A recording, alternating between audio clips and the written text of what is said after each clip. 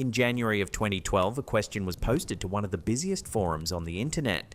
The forum was called Ask Reddit, a place where users could ask anything and receive answers from strangers all over the world. The questions posted there ranged from the ordinary to the deeply personal, and on any given night, thousands of them would come and go without anyone remembering them the next morning. But this particular question, posted in the small hours of a Tuesday, would become something different. The question was simple. It asked whether anyone had ever felt a deep, genuine connection to someone in a dream, only to wake up and feel terrible when they realized that person had never existed. It was the kind of question people ask when they can't sleep, the kind of question that doesn't really expect an answer. And on most nights, it probably wouldn't have received one worth remembering. But on this night, a brand new account began to type, a throwaway username created just for the occasion. The kind of username people choose when they want to say something they've never said out loud, without attaching their real name to it. What that account wrote over the course of the next several minutes would go on to become one of the most widely shared stories ever posted to the site. The internet, in the years that followed, gave it a name. They called it the Red Lamp Story.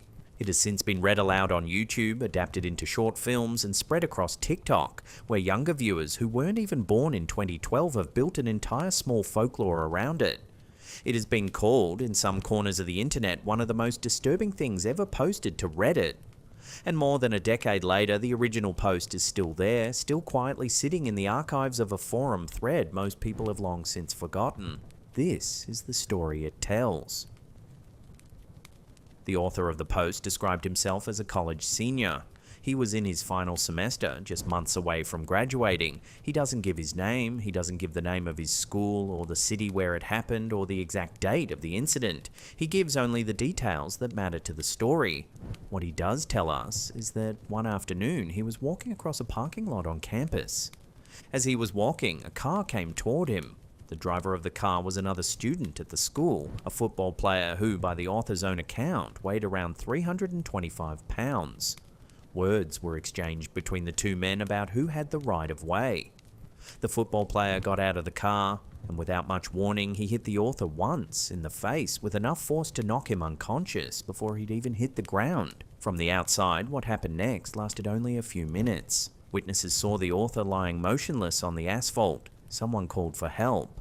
A police officer arrived before an ambulance did, assessed the situation, and decided to drive the injured man to the nearest hospital in the back of his patrol car rather than wait any longer. That from the outside is the entire incident.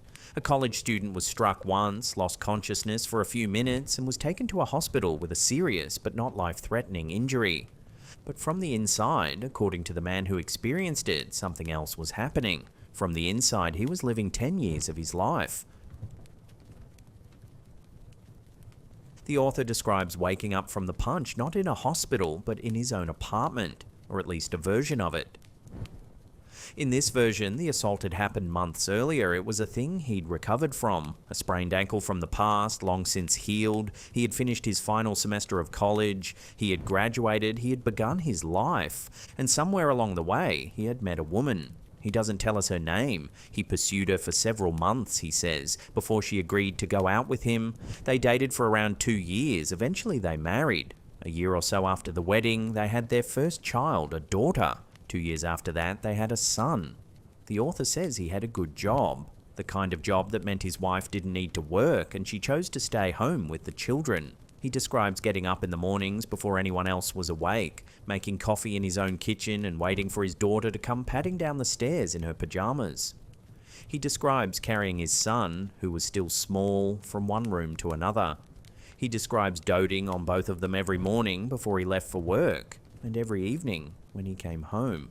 He says it went on like this for 10 years. 10 years of mornings and evenings, 10 years of birthdays and holidays and ordinary weekends, 10 years of small domestic moments, too routine to remember individually, but together forming the entire shape of a life. He loved his wife, he loved his children, and by his own account, he was genuinely happy. Then one evening, he sat down on the couch in his living room and noticed the lamp. The lamp sat on a side table next to the couch. It had a square base, painted red, with thin gold trim along its lower edges. The shade on top was white and square as well, sitting flat on a slim central column. It was the kind of lamp that might be found in any ordinary home. The kind of lamp a person could walk past 1,000 times without ever really looking at it. He had walked past it 1,000 times. He had walked past it for 10 years.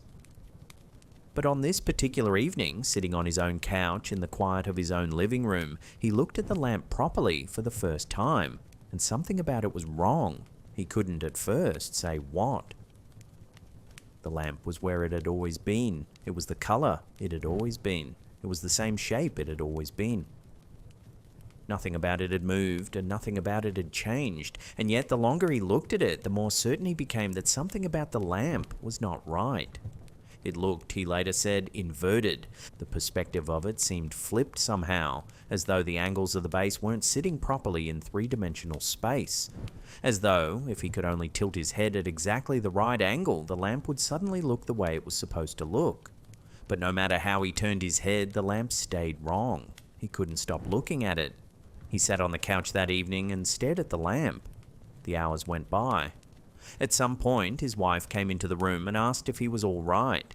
He told her he was tired. He told her he'd come to bed in a little while. He didn't come to bed. He stayed on the couch all night, looking at the lamp. In the morning, his wife found him still there, in the same position, still staring. He hadn't slept. He hadn't moved. He told her he was sick and that he wouldn't be going to work.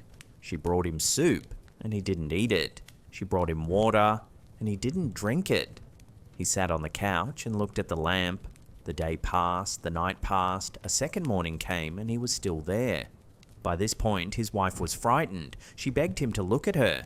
She asked him to come with her to a doctor. He refused. He couldn't take his eyes off the lamp long enough to answer her properly. And by the end of the third day, after he still hadn't eaten or slept or moved, his wife took the children and went to stay with her mother. He barely noticed her leaving. He was alone in the house now, on the couch, with the lamp. The light outside the windows shifted from morning to afternoon to evening, and he didn't register any of it. The entire world had narrowed down to this one object on this one-side table, this impossible inverted wrong little lamp with its red base and its gold trim and its white square shade. And then, somewhere in the middle of that third day, a thought came to him. It came quietly at first. The lamp isn't real. He turned the thought over in his mind. He examined it. He waited for it to go away. It didn't go away. The lamp isn't real. And if the lamp isn't real, then the table isn't real. And if the table isn't real, then the couch isn't real. And if the couch isn't real, then the room isn't real. And if the room isn't real, then the house isn't real. And if the house isn't real, then my wife isn't real. And my children aren't real. And the last 10 years of my life. He said the final words out loud, alone in the silence of his empty house. The last 10 years of my life are not fucking real. And the lamp began to grow. That's how he describes it. The wrong angles began to widen. The red of the base began to spread outward, creeping toward the edges of his vision. The shade and the trim and the table and the room all began to dissolve into that color until there was nothing left to see but red. And then, from somewhere very far away, he began to hear voices. The voices became screams. The screams grew closer. And then there was an immense pain in his face and his head and his mouth, a pain unlike anything he had ever felt. And then he opened his eyes. He was lying on the asphalt of a parking lot. There were strangers standing over him. A crowd had gathered. Someone was asking him if he could hear them. Someone else was on a phone. His mouth was full of blood, and when he tried to speak, he could feel that something was missing. The first words he said, when he finally managed to form them, weren't "Where am I?" They weren't what happened. They weren't the name of his wife, who in that first dazed moment he still believed in completely. The first words he said were these: "I'm missing teeth." A police officer arrived before the ambulance did. The officer helped him up off the asphalt, put him in the back of the patrol car, and drove him directly to the nearest hospital. At the hospital, they did scans of his head. They cleaned the blood out of his mouth. They counted the teeth he had lost. And at some point during all of this, lying on a hospital bed under fluorescent lights, the man began to understand what had happened. He had been knocked unconscious in a parking lot. He had been unconscious for only a few minutes. And in those few minutes, according to his own account, his mind had given him an entire decade of his life. Here's where the story becomes difficult. If he had simply woken up, understood that 10 years had been a dream, and gone on with his life, this would only be a curiosity, a footnote about the tricks an injured brain can play. But that isn't what happened. What happened is that he carried it with him. He carried his wife with him. He carried his children with him. He carried the shape of his kitchen and the sound of his daughter's footsteps on the stairs and the weight of his son in his arms. He carried 10 years of memories out of that parking lot and into the hospital and out of the hospital and into the rest of his real life. And nothing in the rest of his real life ever quite measured up to them. He fell, in the months that followed, into a depression so deep he could barely describe it. It wasn't the kind of depression that comes from a chemical imbalance. It wasn't the kind that comes from a loss you can name. It was the kind that comes from grieving people who never existed, from mourning a wife who was never his wife, from mourning children who were never born. He says it lasted 3 years. 3 years of trying to convince himself that he hadn't lost anything, because there had been nothing to lose. 3 years of trying to accept that the woman he had loved had never had a face, that the daughter he had raised had never had a name, that the son he had carried had never weighed anything in his arms. 3 years of waking up and remembering all over again that the bed beside him was empty, that no small footsteps were coming down any stairs. He never saw his wife again.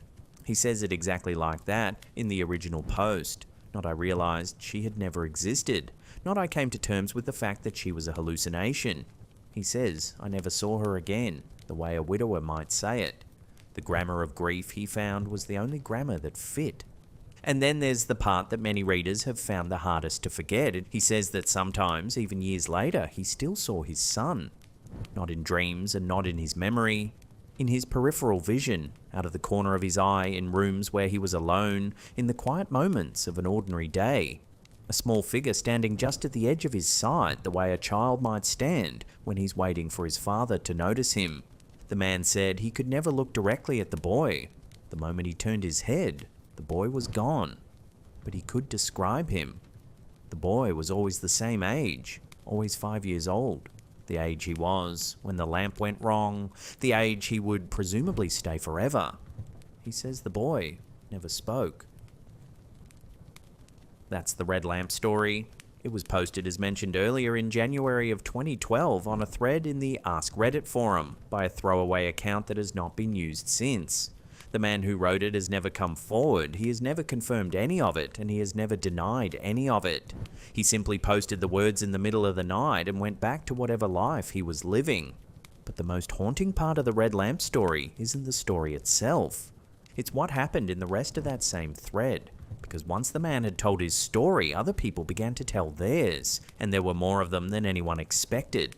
One of the replies came from a man who had spent 17 days in a coma after a serious medical emergency. 17 days measured in the world the rest of us share.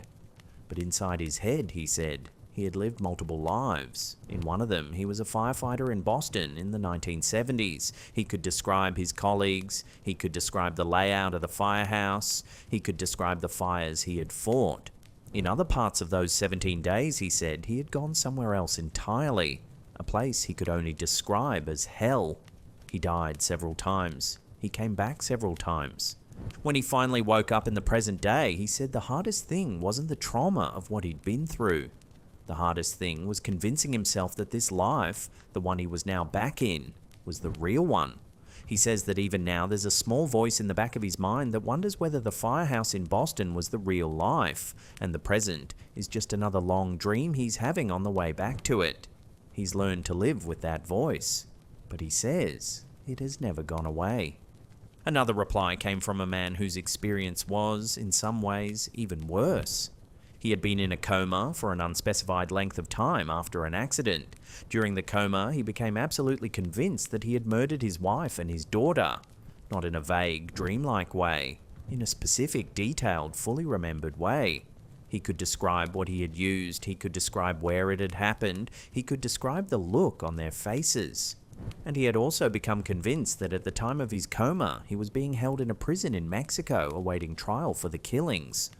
When he opened his eyes in a hospital bed in his own country with his wife sitting next to him and holding his hand, he didn't feel relief. He felt terror. Because he was certain, with the same unshakable certainty the red lamp man had felt about his lamp, that the woman next to the bed could not possibly be his wife. His wife was dead. He had killed her. He remembered killing her. So this woman with his wife's face, his wife's voice, and his wife's hand in his had to be something else entirely. It took a very long time, according to the Post, to convince him otherwise. His wife had to show him photographs. His daughter, who was also alive and well, had to be brought to the hospital. Doctors had to explain over and over again that none of it had ever happened. Eventually, he came to accept it. But the family later said he had spent weeks in a state of hysterical grief before he was able to believe what he was being told. Another reply came from a man who had overdosed on fentanyl and spent roughly 3 weeks in a coma. During those 3 weeks, he said he had watched the entire collapse of human civilization, buildings falling, cities emptying out. A slow, grinding end to the world as he had known it. And then even more slowly, he had watched the survivors begin to rebuild over what felt like decades. When he finally came back, he was astonished to find the world still intact. He said he sometimes still felt a flicker of surprise when he flicked a light switch and the lights came on. And another came from a woman who had been unconscious for nearly 2 weeks after a surgical complication. She said she had spent that time in a place she could only describe as somewhere else. Not heaven exactly. Not anything she had a word for. A place where she met relatives who had been dead for decades. A place where she met pets she had loved as a child. A place where people she didn't recognize seemed to know her and welcomed her and spoke to her as though they had been expecting her for a long time. At some point, she said, they told her very gently that it was not her time and she had to go back. She didn't want to go back, but she did. She said she still cries sometimes when she talks about it. Not out of fear, but out of grief for a place she was only allowed to visit once. There's a name for this, although it isn't a medical name. It's a name that people on the internet have given it in the years since the Red Lamp story first appeared. They call it phantom life. The idea is simple enough. The brain, under certain conditions, a head injury, a deep coma, a flood of unfamiliar chemicals, seems to be capable of generating subjective experiences that are not only vivid, but long. Years long, sometimes decades long. The people who come back from those experiences come back the way anyone comes back from a long journey, carrying it with them, mourning it, looking for it in the corners of rooms they're supposed to already know. Doctors have a different name for it. They call it ICU delirium, or post-traumatic confabulation, or the kind of hallucination that can occur when the brain is starved of oxygen, or flooded with painkillers, or dealing with a severe head injury. They'll tell you, and they are almost certainly right, that the brain is a complicated organ, and that when it's pushed outside of its normal operating conditions, it can generate experiences of remarkable depth and detail. And none of this, they'll say, is supernatural, none of it is metaphysical. It's simply the brain doing what brains do in situations it wasn't designed for. And they're probably right. Probably. But there's a question the medical explanation doesn't quite reach. It's a question the people who have lived through these experiences keep coming back to, no matter how patiently their doctors explain things to them. The question is this: if the brain can give a person 10 years of a life that feels exactly as real as the life they're living now, 10 years of love, of children, of mornings and evenings and ordinary weekends, then how does anyone ever know with any real certainty that the life they're currently living is the real one? How do you know that the room you're sitting in tonight is the room it appears to be? How do you know that the people you love are the people you remember? The Red Lamp Man didn't have an answer. None of the others did either. More than a decade has passed since the Red Lamp story was first posted. The original comment is still up, buried now under years of newer threads and newer replies. The throwaway account that wrote it has never posted again. The man's real identity has never been revealed. Whatever happened to him after he wrote the post, whether his depression lifted, whether his peripheral glimpses of his 5-year-old son ever faded, whether he ever came to any kind of peace with his 10 years, is unknown. The story has since been shared, adapted and retold across almost every corner of the internet. It has become, for a certain kind of reader, a kind of modern folk tale, a reminder that the mind is stranger and more powerful than any of us would like to admit. and that the people we love and the lives we remember are held together by something more fragile than we usually allow ourselves to think about. So what really happened to the man who wrote the Red Lamp story? Was it a hallucination caused by a brain injury? Was it ICU delirium from whatever medication he was given at the hospital? Was it, as some readers have suggested, simply a very well-written piece of fiction from a very imaginative stranger on the internet? Or did he genuinely live an entire decade of his life in the few minutes he was unconscious on the asphalt of a parking lot? A wife he loved, a daughter and a son, a kitchen in the morning light, and a lamp on a side table with a square red base and a white square shade. More than a decade later, the question of what really happened to the man on Ask Reddit has never been answered. What do you think happened to him that day? Let us know your thoughts in the comments below.